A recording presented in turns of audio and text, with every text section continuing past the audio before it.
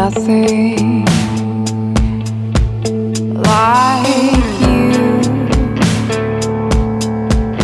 and your heart is filled with ambition that you can't see through.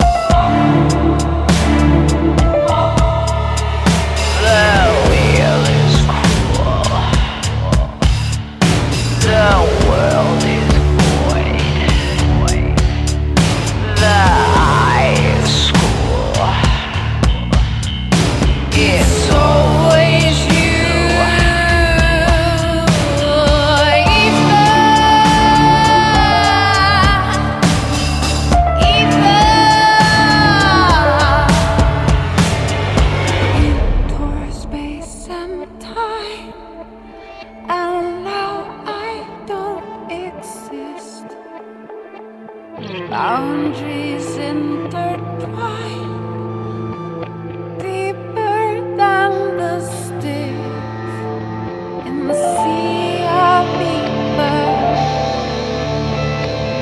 blurred by restless tide. Visions are the sweeter for those who've lost their mind.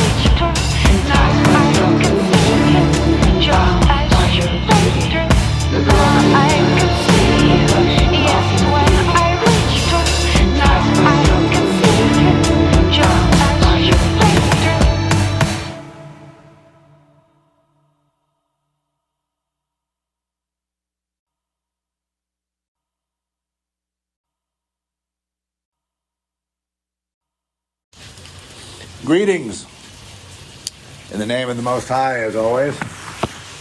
What an incredible world we live in, huh? I'm outdoors. It's temperatures drop from 49 degrees to 41. It always drops right before the dawn. How are y'all liking getting rid of daylight savings time? I'm up for it. I was so excited I had to stay up through the to watch my clock on the phone go from 2 o'clock from 2 o'clock and fling back to 1 o'clock. Anyway, you hear I have a fountain going, water going, I've got a crackling fire going, and I was going to continue to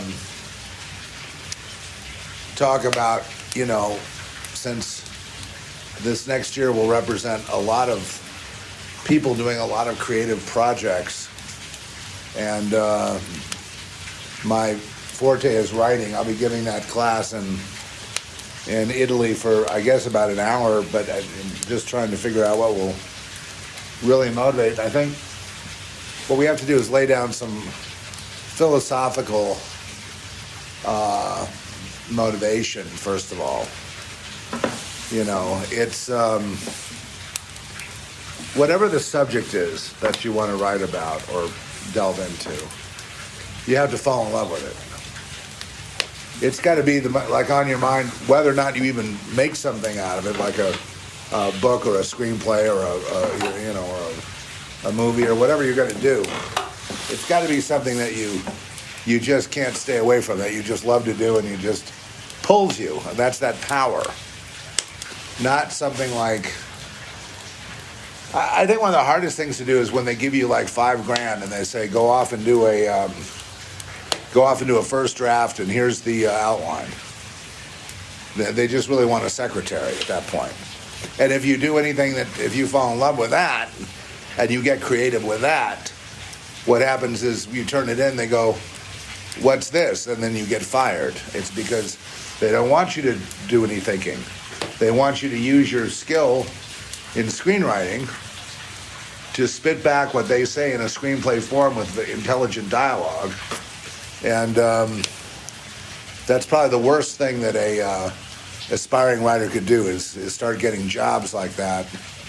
The best thing a writer can do is probably have some other means of income, a job, something, and then doing what you're passionate about, what drives you. And maybe nothing drives you. And if that's the case, if nothing drives you, then the thing to do is nothing. And wait for that motivation. It's kind of like, I liken it to surfing. You're out there and it's pretty calm, but there's a swell coming, and you're looking and there's these little, 1 to 3 foot dinky waves, but you're kind of anticipating that swell's going to start firing. At some point, those waves are going to come in. And so you just want to be the first one to get them. So you're all filled with anticipation about those waves coming in. And that anticipation and that excitement and that, that novelty of this new swell is the same thing as any artist with a painting, a film, a screenplay, a novel, a book of poetry, whatever. The motivation or photography, it's all valid. It's all the same. What did you fall in love with? Did you really? I think with me, to give an example, I was for me, I basically turned my personal traumas into this outlet of screenwriting. And when I would do the screenwriting and I was able to, channel my own traumas and it's a form of healing in a way, but it was like, it kept pulling me back. It was like turning water into wine. It was turning base metals into gold. It was turning, it was turning these traumas and pain into something that, because nobody was really, I couldn't get anywhere with therapy. We've talked about that. I couldn't get anywhere with talking it out with friends because they got their own problems and they get tired and sometimes they just don't even believe you, And so but when you're traumatized by something, you can't stop talking about it. It keeps driving you. And when you hook that up to, say, a screenplay, you say, okay, so it's not me, but I'm going to have these characters. Okay, this one guy is going to be a good guy, but he's been betrayed and he's losing his home and he's getting divorced, he's being sued, everything's being ruined. So he's going to, turn to robbing banks, let's say. And he's going to be like a Robin Hood character. I'm just making this up. And, you'll see that he was not a bad guy in the first place. It's, in other words, maybe there's a story of redemption there that has to happen, and maybe he's still got to go to jail. But he's, he's doing it for his family. He's doing it because he's been betrayed. Probably not a great example. Or someone that's been double-crossed and lost everything, right? And, finding a way to channel that into characters that are double-crossing each other. And so it can be mapped out. And there's a great deal of energy that goes into, I know this subject. And this guy, watch this. He's going to make it look like he's on that guy's side. And then right at the crucial moment, he's going to pull the rug out and leave that guy just bleeding and dying. Oh, yeah, I know what that's about, fuckers. And then you're in there and you're tied in.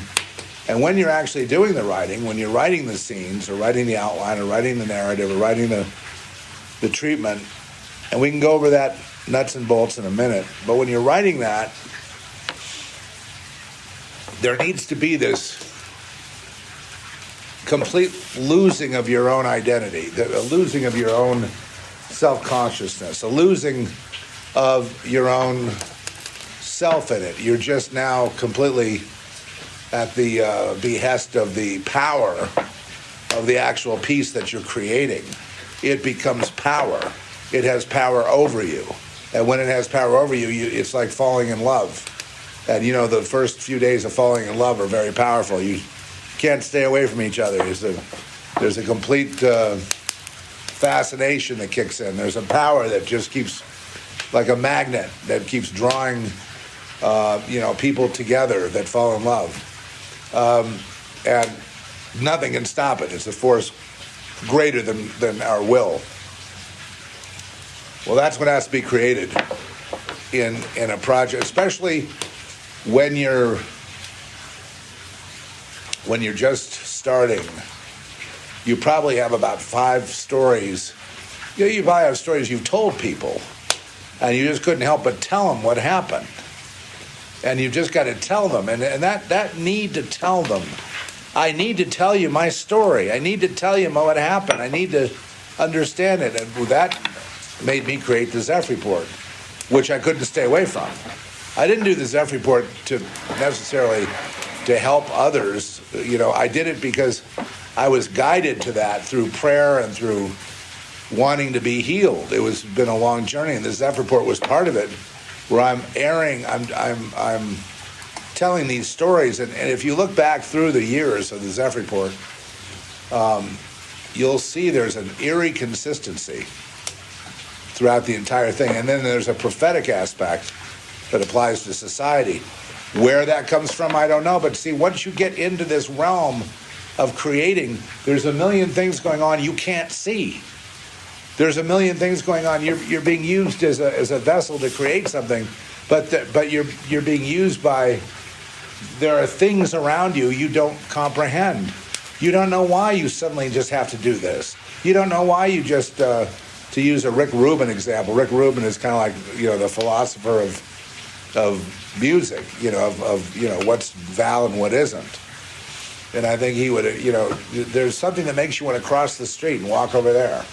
What is that? There's something that makes you need to write this movie. You need to see it. What is that that's propelling you? So what people do, now it's time to listen up. When people do, a lot of times they think, oh, well, I need the right software.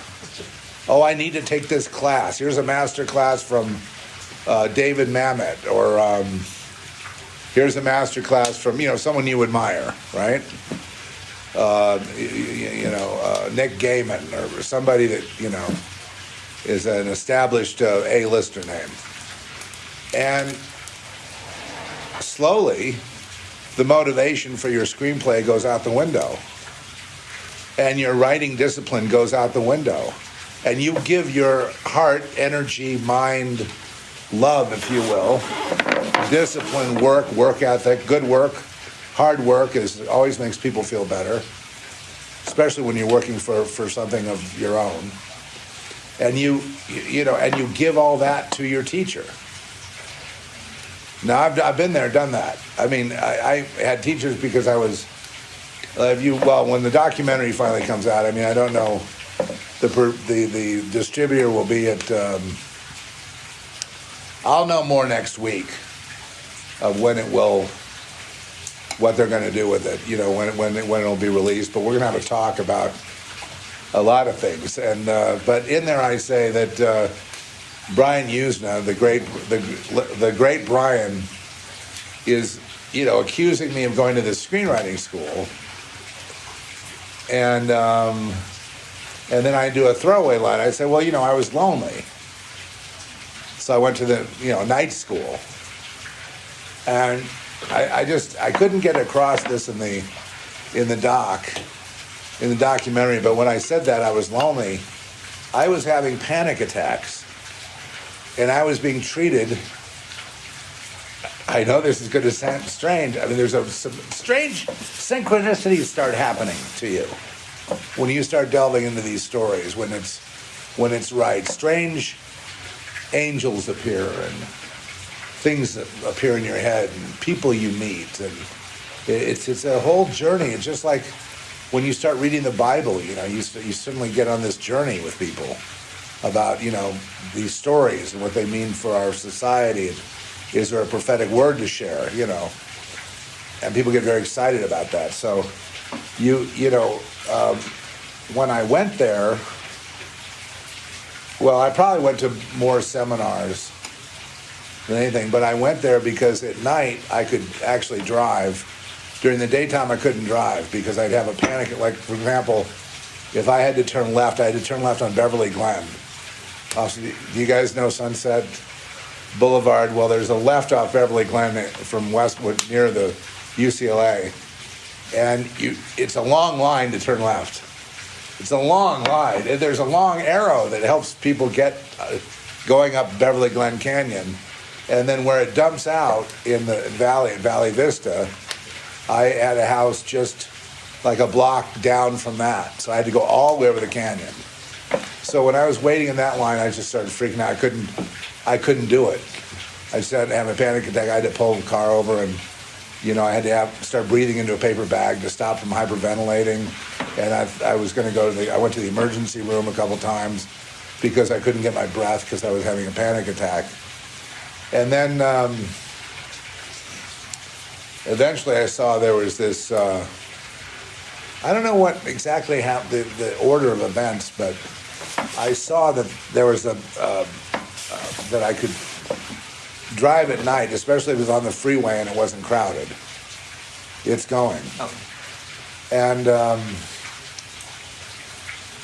I could get down there. I had to go down the 101 to Cahuenga, and then down Cahuenga into sort of seedy Hollywood, and then there was a little building in this neighborhood. I wouldn't call it middle class. It was kind of a rundown area.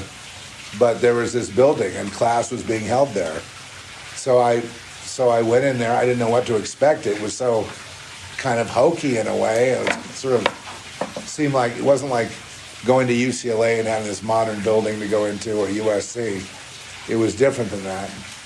So I went in there, and it was just like, desks and students sitting down, and a textbook that basically. I don't have it anymore. I wish I did, but it goes through the similarity between all great movies. So you can see structurally what goes into a great movie, how they're structured, and then you look at the movie, and then the other good thing about this particular class is they have you. Now it's not the same now. It's like a mail order thing, but so you start writing your story. And then they evaluate it, how you're doing. And nobody really that I knew there ever really made anything of themselves. I was also in I was in a Bantam Books writing workshop that was invited by them. I was in an MGM workshop where we met at the studio, and there was a producer that led it, and basically we were just like a little fishbowl for producers to pluck ideas from. And and it was brutal, sitting in there reading your pages to these other people that don't give a damn about you. All they want is their project to go, and it's ruthless and cutthroat. So all of that was to distract, but I enjoyed the writing so much when it was just me, and I'd crank my music up and, get my, I guess the first computer I had was an IBM PC. So I cranked the music up, and I'd get that going, and I would just be gone into this fiction narrative world, whatever, and dealing with stuff that really bothered me. You know what I mean? Characters that really moved me. And that's where that's where it all happened. But because, and I'm going to say some radical things here, the teachers and the schools and the workshops and all that shit, they make you feel like, well, without them you can't make it. You know, you need to be evaluated and structured, and you're not doing it right. And the answer to that is, I started going down to the Academy of Motion Picture Arts and Sciences. The Academy was on Wilshire's, a building down there.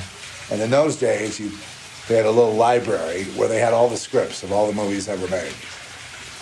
And you could go in there and check one out and go, you couldn't take it with you, you couldn't check it out. But you could go sit at the table, turn the light on, and you could go through it, and you could make notes in your notebook. And I found this to be incredible. I said, you really? And every time I went there was like 2 people in the whole place. You know, just like empty. It was never crowded. People never read. You know, people don't read in Hollywood, okay? So I go in there and I start reading, you know, Chinatown and, you know, all these great screenplays and, you know, the Magnificent Ambersons or, you know, Citizen Kane or, you know, The Third Man or, you know, just, you know, Clockwork Orange or whatever. And that really was all I needed. Kind of like when you're a musician, you listen to the radio, but as people say, and you listen to, you know, to the records, you know, and back in my day it was like doing covers of Led Zeppelin and things like that, and playing in bars. And the problem there is you got to develop your own unique style and sound and take the risk that people might not like it. They might, worse, they might not understand you, or they might think you need to go to therapy based on, well, this has happened numerous times to me. And but that's, remember I said in the last one, you need to develop a lot of material, you know, stuff that inspires you. You know, it might be, okay, this story's like, kind of like this movie or that movie. So you get the screenplays from those movies, and you just have it in your pile. It's just stuff to look at when you feel like it. And then you do some reading on, you know, Wikipedia on people. And then you do some, I just got done doing a genealogy on a character in my own family tree that he was the first person to build houses in San Francisco, and actually came to... Brought the lumber. He brought the lumber around on a boat around the Horn, through the Caribbean, down around the Horn of South America, and then up the coast.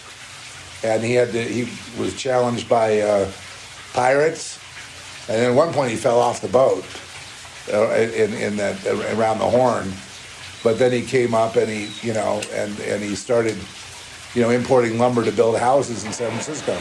So it's a very interesting story. Meanwhile, his wife and kids crossed the country, you know, moved to Berkeley, and they moved there on covered wagon in around 1850, 1849, the gold rush time. Yeah. And that was like the height of the gold rush. And this guy was a gambler. He's the kind of guy, if you look at him wrong in the bar, he'd punch you out. You know what I mean? He was like a real swashbuckler kind of character. And so I was working with a genealogist, just compiling stuff, and she found all kinds of interesting things.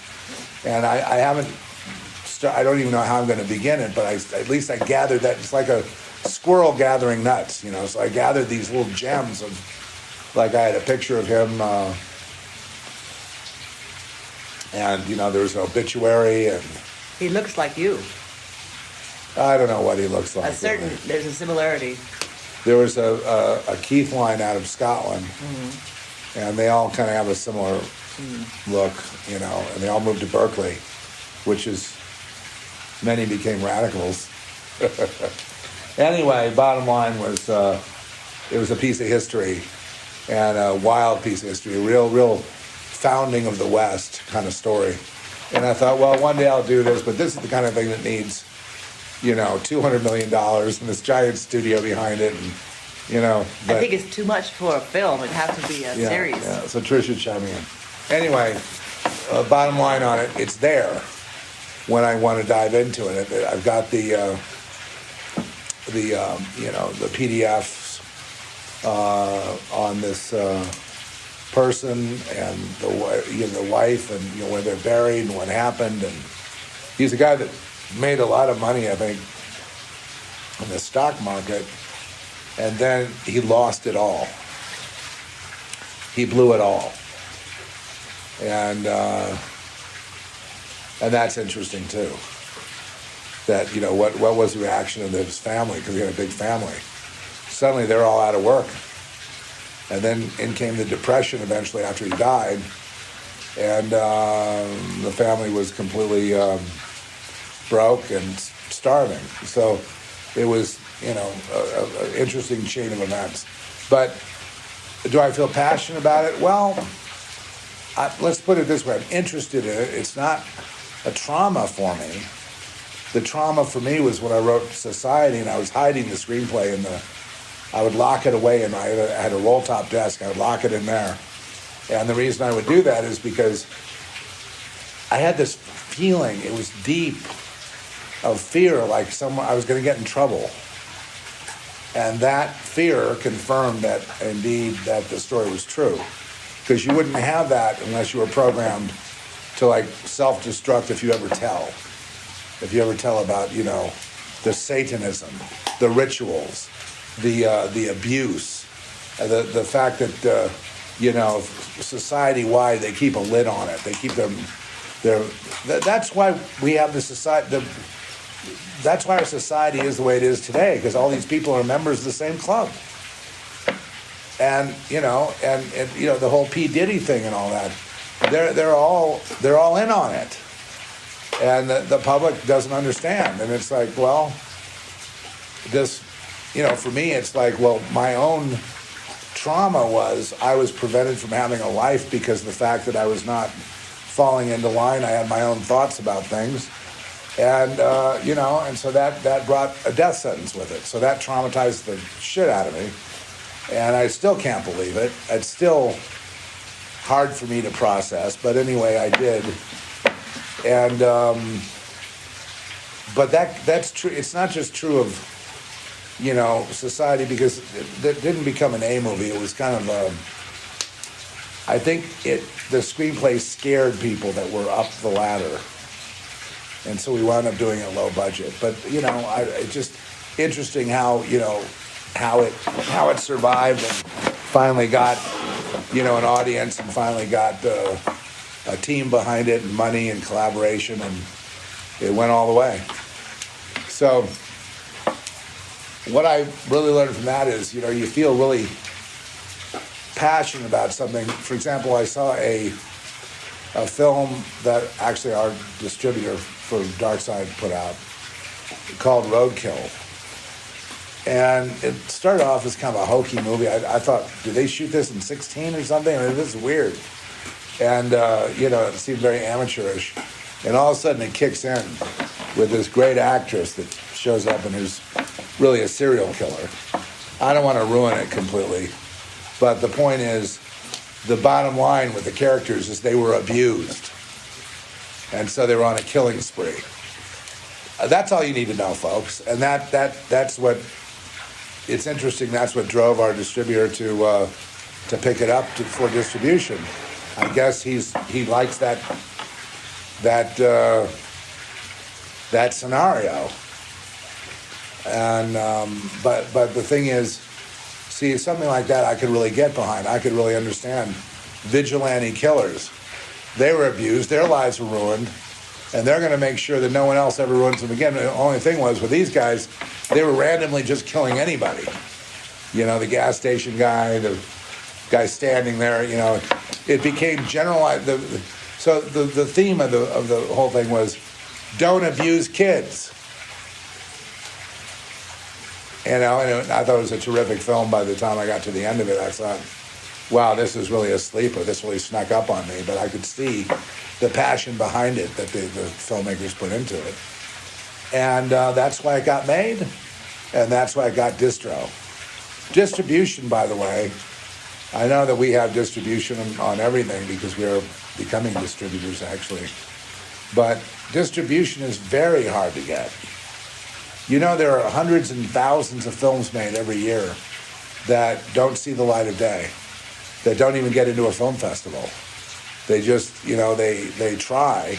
If it's a short, it has a better chance. But a lot of people putting a lot of passion and ideas. I've done screenplays before where I had one night I had a Greek chorus going, and the Greek chorus would be echoing back. They would sing in unison, and I had one person tell me that's the best script I've ever read in my life, and I had another person say that's the worst script I have ever seen. No one will take this seriously in Hollywood, said the leader of the workshop at MGM. She said, no one's going to take this seriously. And then there'd be this Greek chorus, and people looked at it and they failed to comprehend because it didn't look like a screenplay. It was my own thing. I just did my own thing. I think I wrote it in 7 days with as loud a rock and roll and heavy metal music as I could find to block out my internal editor, because a lot of times we need to so when you sit down, to write, it's first of all, there's a force out there called procrastination, which prevents you from even sitting down in the first place. And so here comes the first rule. If you decide to take it on, then you must take on something that you're passionate about, and you must go at it in your own voice, your own way. Fuck the teachers.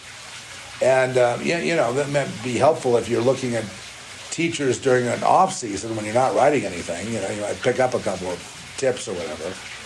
I remember what we had in the beginning. We had a book by Sid Field called Screenwriting, and we had William Goldman's book on Hollywood screenwriting, which basically the premise of it was nobody knows anything. It's kind of like this. Hey, Joe, what did you think of the script? I don't know. I'm the only one that's read it. Anybody? You get it? And that's basically why 90% of the people that write screenplays and turn them in to agent, usually they go for an agent. And that's another, exercise in destroying your soul. Or it can be, especially if they want changes and you start changing your vision. And when you change your vision, you ruin your script.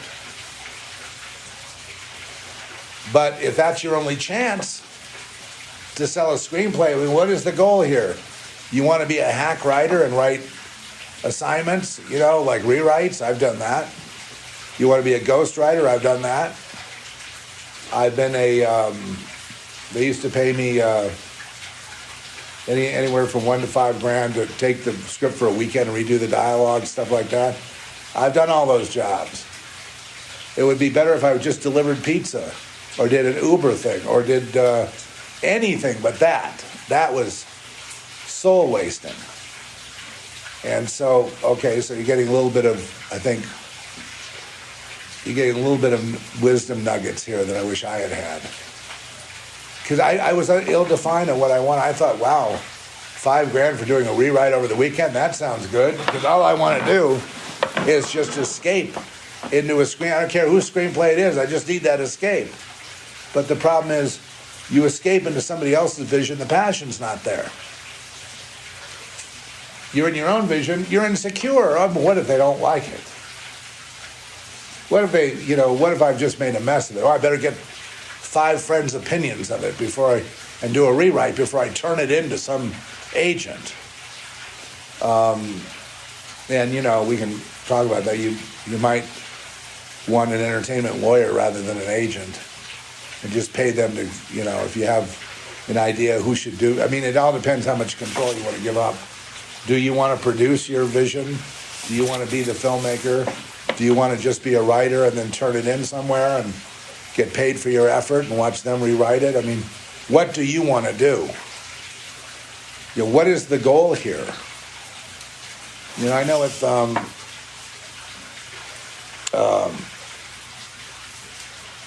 I'm also a reader of scripts. And I recently optioned one. Or we did, my company Crazed House. And we were all in agreement, but I mean, the script came to me through the channels of Crazed House, and when I was on page 8, I think I called, I forget who, anyway, I told him, on page 8 I decided to option it. Then I find out, I mean, I was so blown away, but I can't explain why. Was it that the writing was better? No, this was a guy that wrote his English as a second language. So what was it that made that thing pop off the page, made us want to buy it and go to production with it, made us want to jump on it? Why? What's the secret, folks? And, well, the answer is that there's some spiritual signature in this. And there's something this guy really wanted to say in the subtext of what might be a real racy, now kind of clever internet,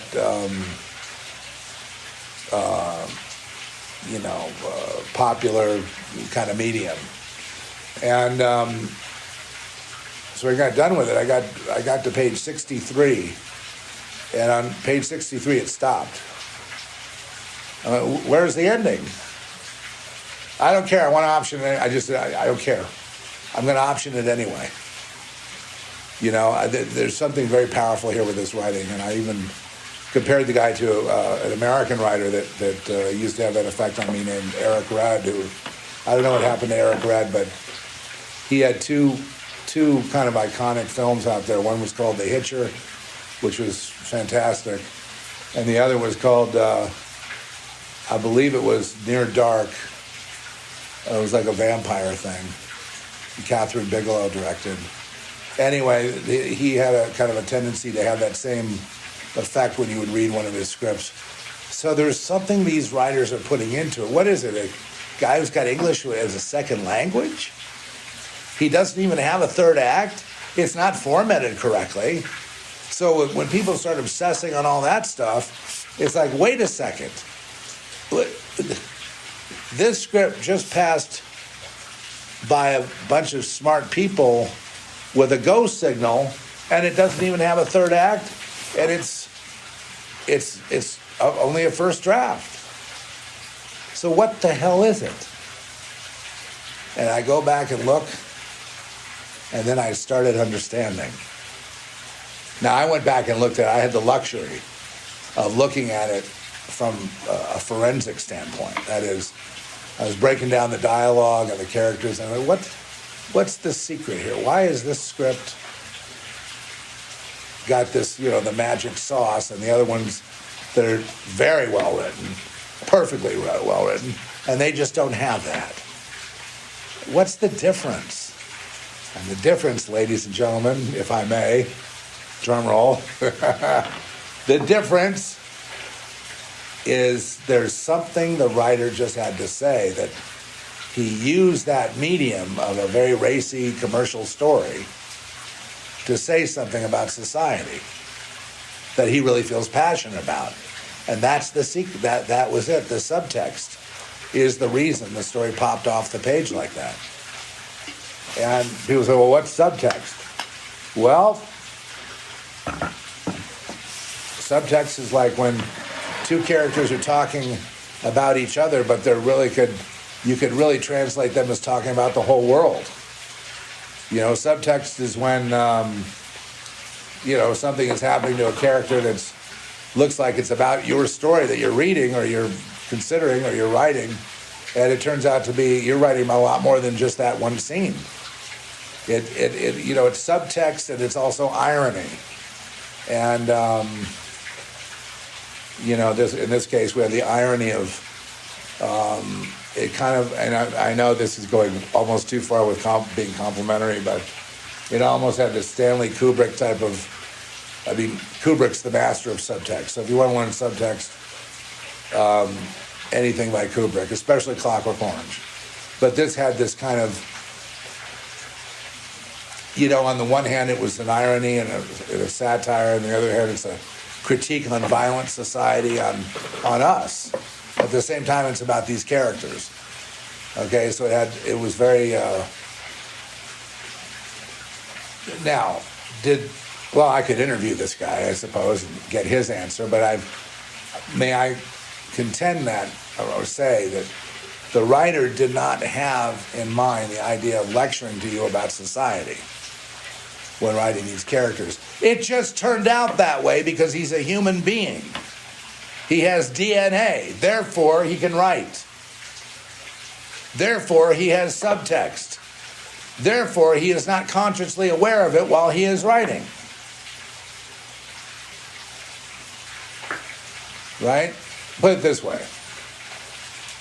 He could have easily gone at it and said, I don't want to make any statement about society or justify killing people, you know, because, or whatever the deal is. You know, I don't want to, I'm going to make sure I excise that out of my screenplay. And I just wanted to be about the story about these characters, and that's it. Even if you did that, you would still have irony and subtext if you do it right, because, you know, one character is justified killing and saying it's a necessary evil in society, you can't do without it, so might as well make money off it. You know, I mean, I'm not giving away anything here with the story. I'm just saying, you know, showing a ironic comedy aspect that comes through. And when a screenplay or if I look at Kubrick at Clockwork Orange, I would say this: the whole thing was about society, right? If I look at society, why did that survive 35 years and still a cult? It just played at the Quentin Tarantino Theater in LA called the New Beverly, the New Bev, right on Beverly Boulevard. And they just played a 35 millimeter print of Brian Usna's, it's Brian's film. I mean, it's Brian Usna's Society. He was the one that brought in Screaming Mad George and brought in the whole end thing, which is what the film is famous for, the shunting. But even that was an irony. You know, even that was an irony on, at the same time, it was me getting my story out. And I just had to do it, and then I had to hide it. So I've now, with this documentary, I do believe that you know, I've exorcised or exorcised some demons, because, you know, it used to be I would prattle on about anything, but I mean, I always kept going back to this story of abuse and being set up kind of like a Rosemary's Baby thing in Beverly Hills, and, you know, then put in mental hospitals and jails, and, you know, all this crap that happened, you know, and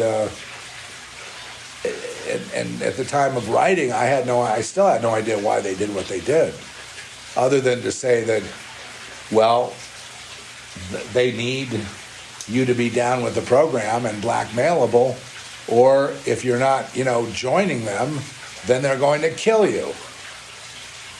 And I just couldn't, you know, I didn't die. So I had to tell anyone this story. I told the producer of Girl Next, one of our producers, I told him the story at lunch. You know, I hardly know this guy. I just was babbling on about this story. So it was his idea to come up with a documentary. Since doing that documentary, kind of fusing the present and the past and healing some wounds there, I haven't had the need to tell anyone the story, you know, to embellish it. I mean, I could, you know, the Zeph Report has plenty of evidence of the same consistent story, the same consistent through line, time and time again, because I had to keep telling it because I wasn't healed. So I had to keep telling it because that's the only way. But I couldn't get healed till finally we did the documentary, and you know, I was able to, you know, I guess highlight some of the things that shaped me to the person I am today, and I was able to also fuse my what I call a split personality into one, because I had, you know, I don't even want to go into all of that, but I mean, that's been a problem, you know, for me in coping with reality. It's been one of the reasons I haven't been able to do a lot of things I'd like to do, is because of just being fucked up from from the trauma. Writing it didn't heal it. Ignoring it when it came out and was then reissued as a DVD, I still didn't get behind it then, even though it was winning awards around the world, society that is. I finally had the reunion with Brian, the director, later in life, you know what I mean? And in the midst of, as part of the documentary, which if, hopefully they won't think I used footage from society to show what I went through, and I hope they don't see that as using too much footage. I don't think so. I think it's, if anything, it will promote it. It will promote the film again, and promote Brian especially, because without him that would be the end of it. Without me, that would be the end of it though too. So everybody has a mutual say. Without my trauma, that would be the end of it. So traumas get healed, but not when I wrote it. Not in the collaboration that took place afterwards. I was there for rewrites all the way through to the shunting, to the crazy stuff in the end, and then I kind of lost it when a friend called me up and said it was all real, and told me about Polaroids, and she's an eyewitness, and and then of course that was all proven later, and it turns out it's all true 100%. It's just that the public, people have a hard time believing stories like that. Like I said before, in reality, you can have any kind of wild-ass story you want, but in fiction, it has to make sense, or it will be rejected, right? That means that if you're going to tell a story about things that people don't know, or they hope isn't real, it better be told simply. I think the doc is told simply, but that's besides the point. You may have a story of when you were in the war, and an incident that happened and your leg got blown off, and because of friends helping you and other people making sacrifices, you made it back to safety, and were able to get a wooden leg or whatever it is you got that helped you cope. But it was you went through a feeling of abandonment, and then a feeling of adventure, and then finally being found. And you want to write a script about that because it's very traumatizing. And the whole thing of that is, in writing that script, that will take you back to that situation, and you'll be reliving those passions and that pain. And if any of that can get into your project, then it's probably going to be a winner on some level. Because what people want out of fiction is reality, and what people want out of reality is fiction. That's another way of putting it. Once again, I'm going to jot this down. What people want out of fiction is reality, and what people want out of reality is fiction. That makes sense? When you think about the news media and all the cover-ups and all the lies about politicians and the P. Diddy thing and Epstein and fentanyl trafficking and deaths and human trafficking and losing 350,000 children. It's a lot more than that. It's like 1 million a year that we're responsible for, that our tax dollars are going to traffic. Can you handle that? No. So they're going to make it into a fiction. That didn't really happen. Go back to your job. They're going to make it nice for you because you want reality to be fiction. And when you go to the movies, they can do all that sinister shit, like in the Bourne, the Bourne pictures, Jason Bourne, and you can see him be MK Ultra and go kill somebody, and you love that. You love that. Oh, that makes a lot of sense to you.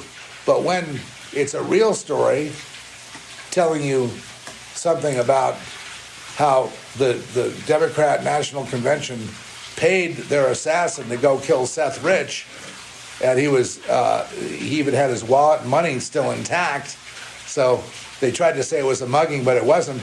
They're trying to turn reality into fiction so you can handle it. So it's up to you to turn, fiction into reality.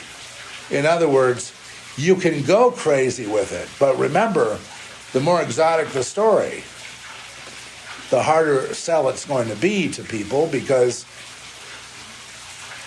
if they don't understand it, they're not going to buy it and they're not going to make it into a film. Or if they do, it'll be like an art house film or some personal vision. It won't be universal. And when we write movies, we are writing something to be universal. So you damn well better have subtext in it. It better be about more than what the picture is. It better say something. And more what logs. I'm not trying to, I'm not, yelling at you. I'm just like trying to really hammer in some basic truth about this. Here I am optioning. I haven't even read the whole script. I'm already decided to option it. When I read the rest of it, it was incomplete. Optioned it anyway. Option is when you pay a small percentage of what the script might be worth for it when it sells. Like when the production happens, then the writer gets paid, right? So you option it for a fraction of that, and you have a certain time period to put it together. And so far we are,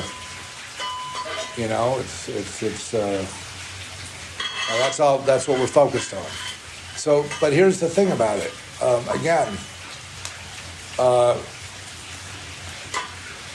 A difficult topic, but making the internet into horror and justifying it, i.e. subtext and sociological critique.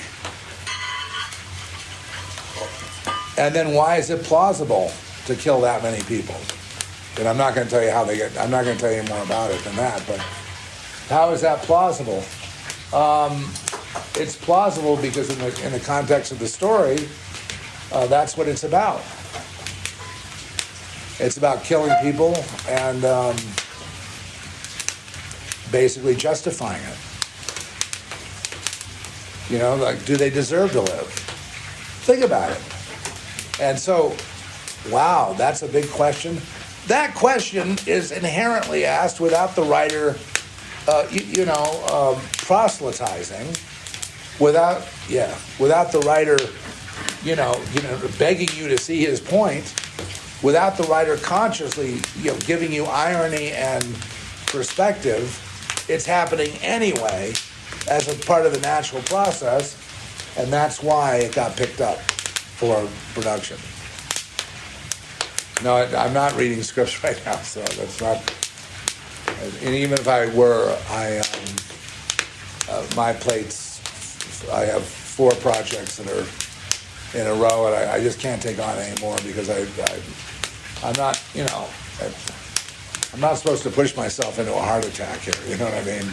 So I'm trying to enjoy my golden years, as it were. Because creating things makes me happy. Creating movies, I don't need to be the writer or the director. I could just be the presenter. Be the cheerleader, the cigar chomper. I'm happy to be that role. I just like to present ideas, movies, and so I think we've got a good one here. But why is it good? It's because it has all the things I've been talking about. The original Script Society had lots of irony and lots of taboo was used as a critique about rich versus poor, and the implacability of the rich staying rich and the poor staying poor.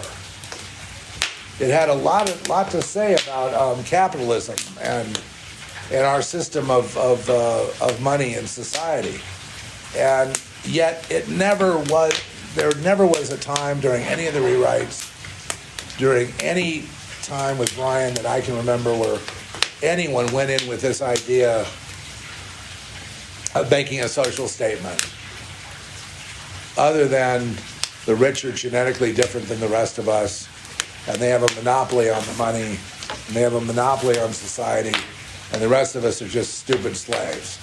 Other than that, Okay? And that's on a lot of people's minds, especially today. There is no, it's basically it's something that everyone wants to grapple with, but no one really wants to, nobody wants articles on why society is broken and it's always going to be broken, and people are always going to be poor slaves and unhealthy and die a miserable death. Nobody wants to hear that, but that's the truth. So if you can address that in the context of your story, which is about kids robbing banks, let's say, or something. I got this robbing bank thing that keeps coming back. I'm like, thinking back to the days of Bonnie and Clyde. Now, the romantic idea of robbing banks, but then you see Bonnie and Clyde just take a shotgun, a double-barreled shotgun, take it to a Fed and blow his chest out. And then you give that a pass. And it's back to Warren Beatty and what's her name? Was it Faye Dunaway? Was it Faye Dunaway and Warren Beatty? Bonnie and Clyde. You don't see the ruthlessness of it. It happens right in front of your face. Right? But it's...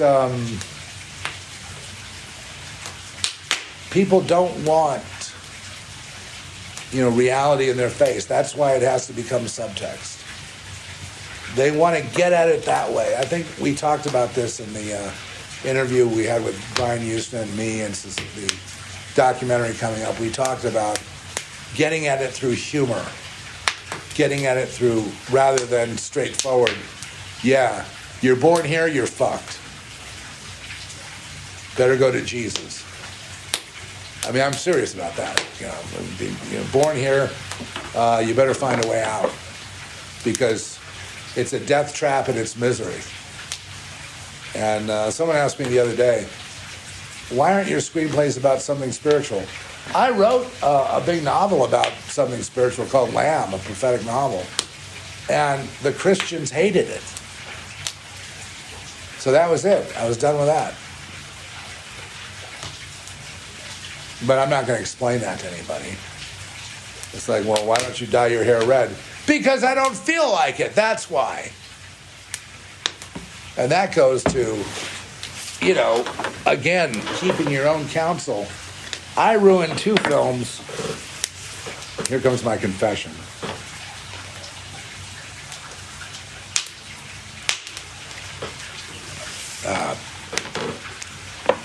By listening to other people, at least in the editing room. An Angel Tide I managed to rescue because I had a print in my garage and it was scratchy, but with AI tools we could restore it even better than what we filmed originally in 35 millimeter. I have another one too. It was released, but it was cut into a different story by these ruthless distributor that just wanted TNA. I mean, I'm sorry, it was just like disgusting, and I disowned it. Now I found in it what's called an answer print. I found it in Trish's closet, and it doesn't have a scratch on it. I mean, it's like this. It's like they just printed this at Photocam, right? It was like a pristine answer print, and so I went through the process of getting that transferred to 8K and 4K and this K and that K, so it can be restored, remastered, because I want to show you guys my vision. I had a real vision. It was called Unity of Opposites. The original title was called Transference, and it's a project I'm working on. But Angel Tide has won, I think it's won 14 awards, and it has. We've had several offers to distribute, but we're distributing it through our network. We have a distribution network now. So it will be everywhere to be watched, but people really like it. And, I know one guy, when we screened it in Rome, this one guy, he goes,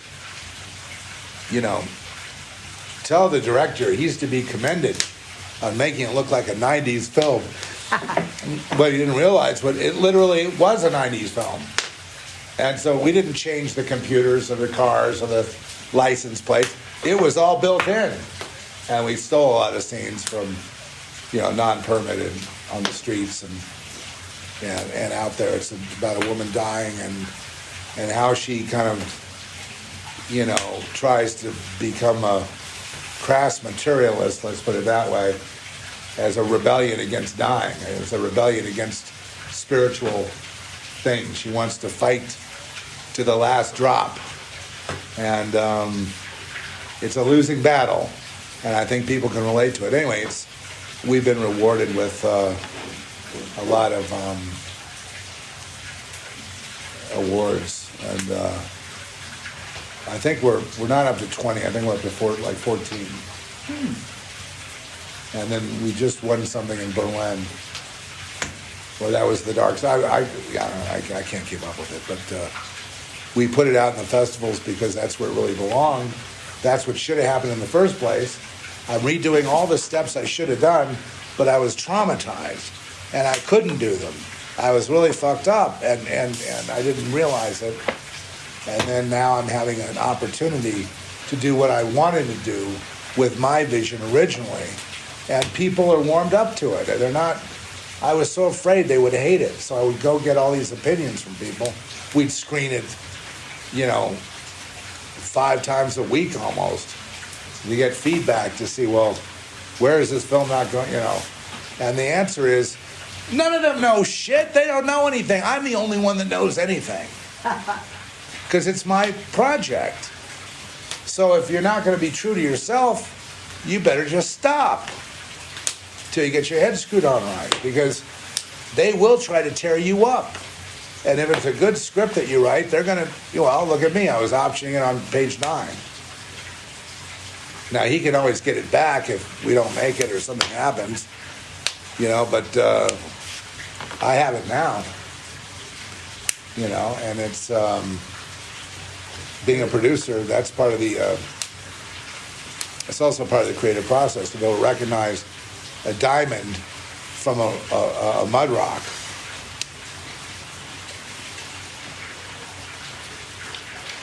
Most people can't do that, and it's because they don't have senses and antennae for all that subtext, all the things we're talking about.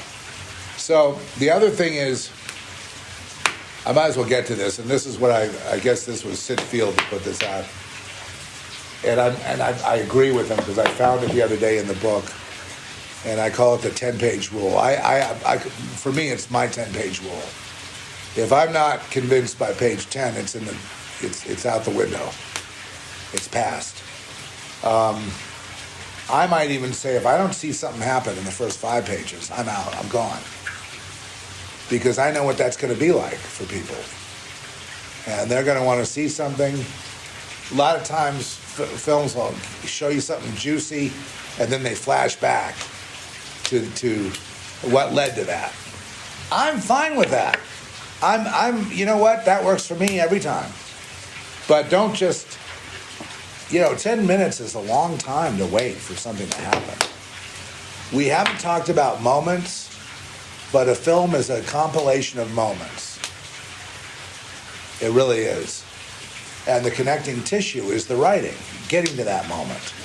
So let's say in, we're talking about Kubrick, Clockwork Orange, we have moments like, okay, the Droogs beating up the homeless guy, okay, the Droogs at the Korova Milk Bar getting high on psychedelics, the Droogs, just being violent, violent episodes, gang violence in the theater while Beethoven is playing. So we have these moments, and finally, the last moment is killing the writer's wife and making the writer watch. The guy, and talk about subtext, the writer lives out in the country. You'd think that he'd feel safe out there. Well, they did feel safe from thugs and everything. That's why they moved there. And along comes the gang, beats the crap out of them, kills one of them, and then finally gets arrested. And then the next part of it, moment-wise, is the rehabilitation of Alex, where they take him and tie him, they force him to watch violence, and they They give him drugs, and so whenever he sees violence or he feels violent, he gets sick and he can't do it. So you could punch him in the face over and over again, and he wouldn't strike back. So he was gelded. So what Kubrick is saying is, we're fucked either way. Either way. Humanity is what humanity is, and you're not going to change it with all your little programs. And I think, that's what we call subtext. That's what we call irony. That's what we call social criticism that's going on without drawing attention to it. It's not front and center. It just goes on by and by. And that's what makes a good movie great.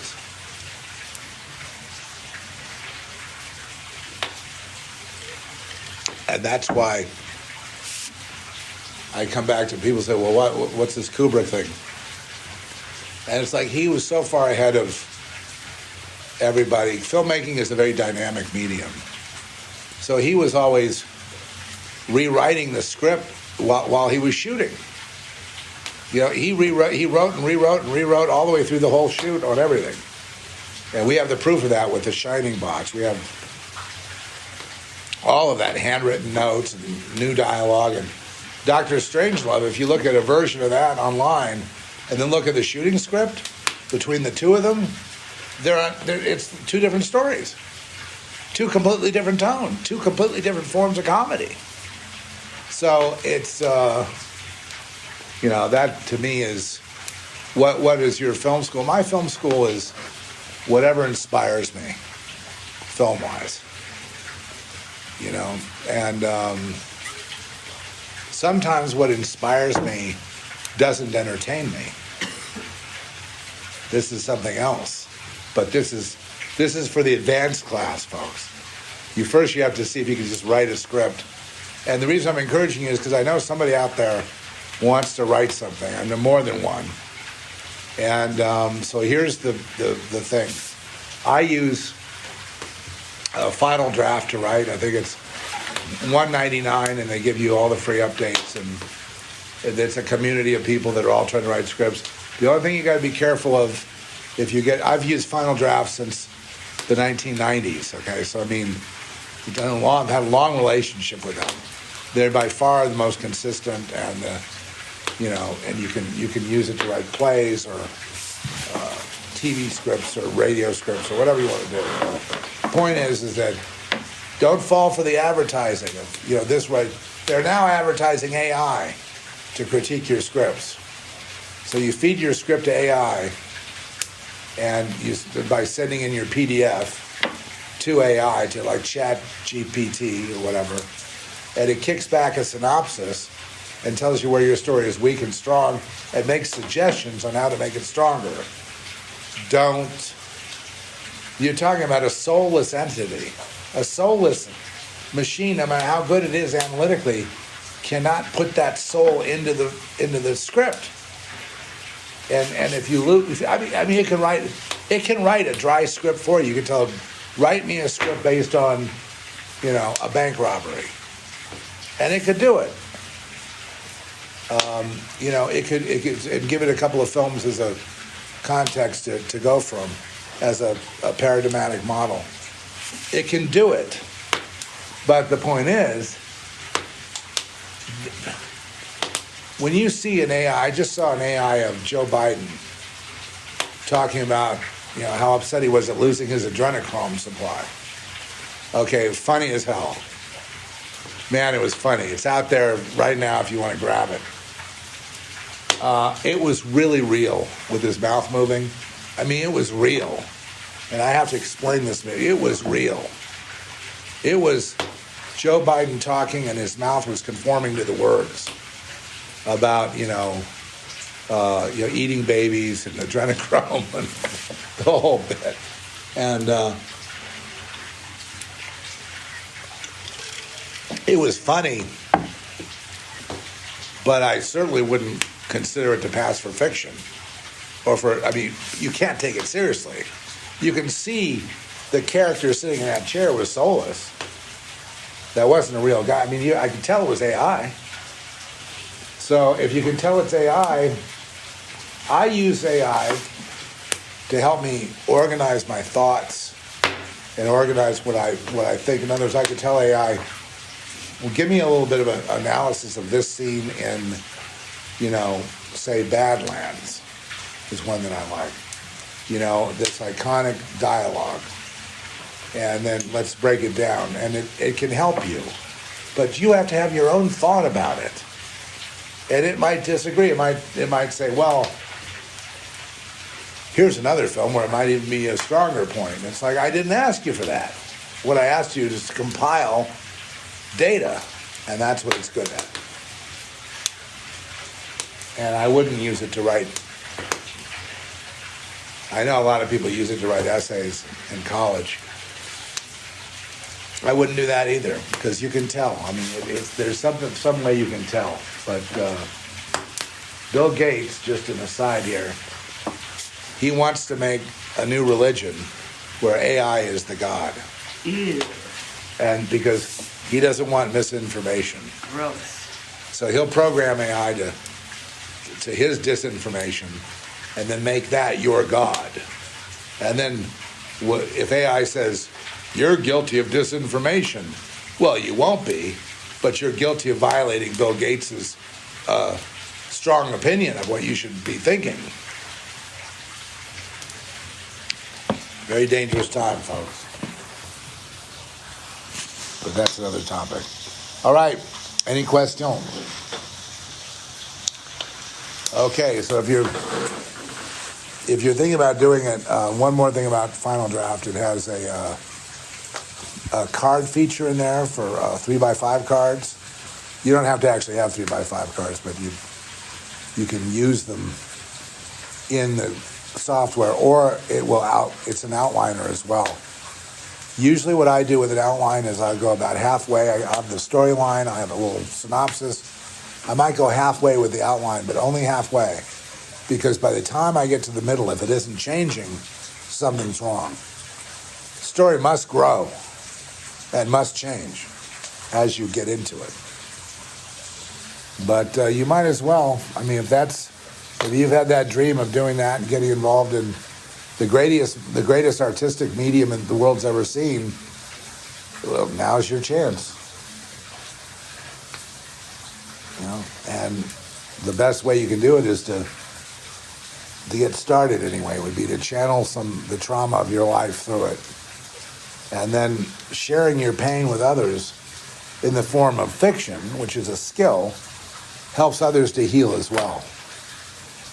And that's an important feature, that people see themselves in it. Because if people don't see themselves in it, and you're just isolated in your story, it probably won't go very far. But anyway, just some words here. And shalom. See you next time. God bless. There's nothing like you, and your heart is filled with ambition that you can't see through.